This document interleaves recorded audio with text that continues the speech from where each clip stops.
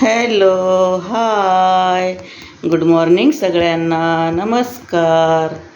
आज बघा आषाढी एकादश आहे ना, त्यानिमित्त सर्वांना, आषाढी एकादश निमित्त सर्वांना हार्दिक हार्दिक शुभेच्छा. ओके.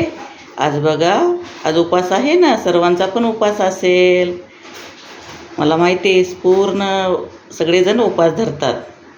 आता बघा त्यानिमित्त मी काय बनवलं, बघा काय बनवले.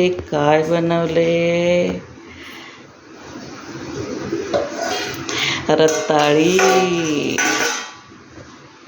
स्वीट पटॅटो है की नाही.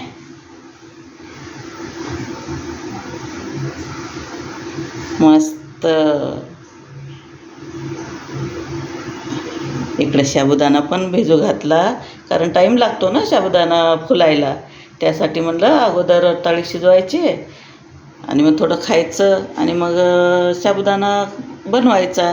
साबुदाण्याची पण रेसिपी बनवताना मी टाकणार आहे रेसिपी. ओके.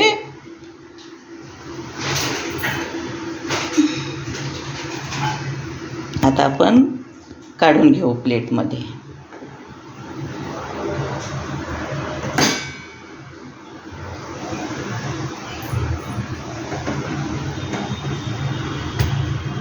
गरम गरम आहे ना.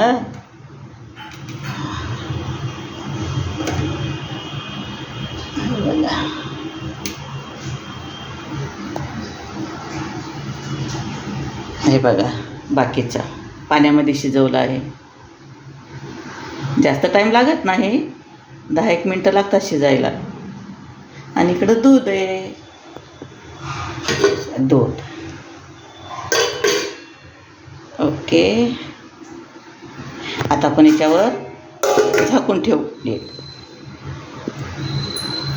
हे बघा साबुदाणा किती मस्त दिसतं ना, पांढरा शुभ्र.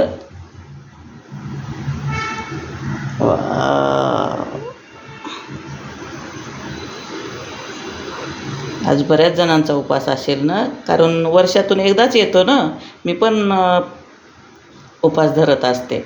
आषाढी एकादश आणि महाशिवरात्र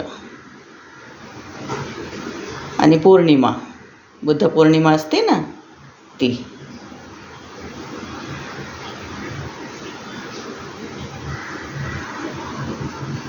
या मग रताळी खायला. ओके.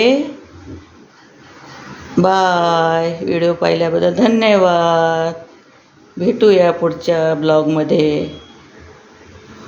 साबुदाण्याची रेसिपी बनवते.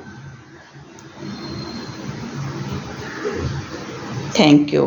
बाय.